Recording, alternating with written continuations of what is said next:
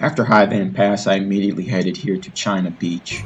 Reflections of the way life used to be. Sadly, I know nobody got that reference. If you got that reference, leave a comment. You will win cake.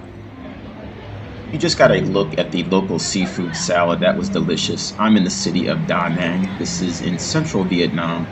Off in the distance, you will see, looks like a little white statue, but it's a giant statue. This is the Lady Buddha. We'll look at her later. This city is very famous for its seafood. Here I'm having a risotto with mushroom and clams dish. It's being prepared inside a big block of Parmesan cheese to make it nice and cheesy. This was a pretty good meal, especially considering the price. It was like, I think $12 US dollars, which is about 70 renminbi. Not only because the meal was good, but also the view here is incredible.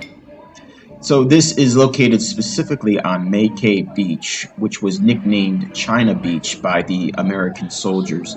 They would come here for R&R, or rest and relaxation. I tried to find out why they called it China Beach, and I couldn't find an answer to it, so if anybody knows, please let me know. But I did notice there is a ton of Chinese influence in this area, and also a little to the south in a city called Hoi An, which we're going to visit later.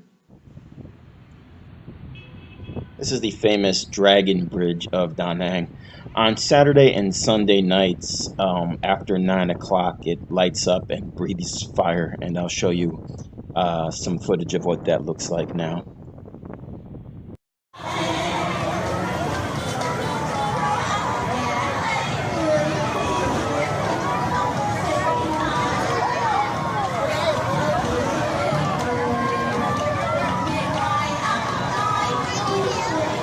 Next, I headed to the Marble Mountains, which is just south of Da Nang.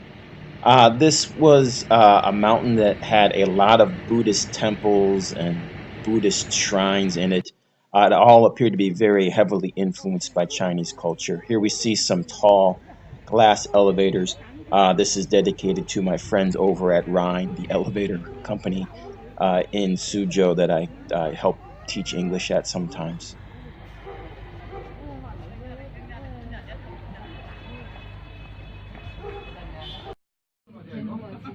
I will take a quick ride up to the top in these glass elevators, which was actually a pretty cool little experience. All around this mountain, you will find little shops where people are making things like bracelets and little lucky statues out of the marble that was farmed here.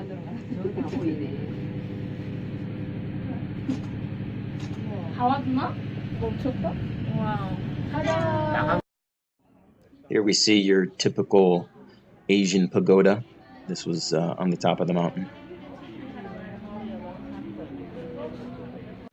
No, they were not Nazi worshippers.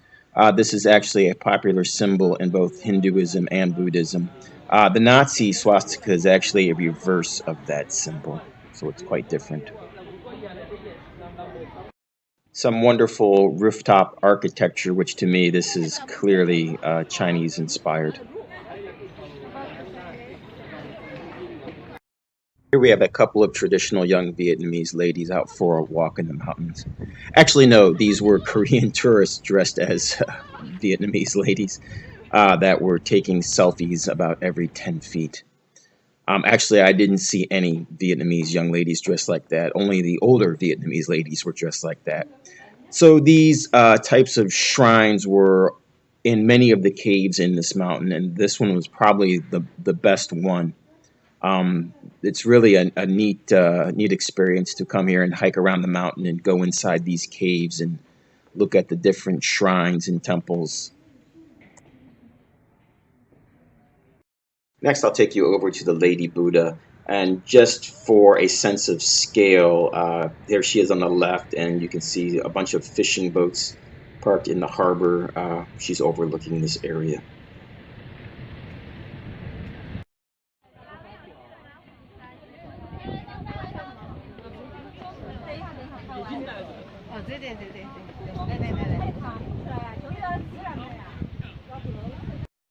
So this is what the parking garage looks like in a typical Vietnamese shopping mall. As you can see, it is a sea of motorcycles. I really love riding around Vietnam by motorbike. It's a lot of fun. So I wanted to try fresh lobster before I left, and yeah, it's pretty good. Tastes fresh. Of course, it was just pulled from one of those tanks. These street side seafood restaurants are all over Da Nang. And I'll end my time in Da Nang with one last beer and a nighttime walk along China Beach.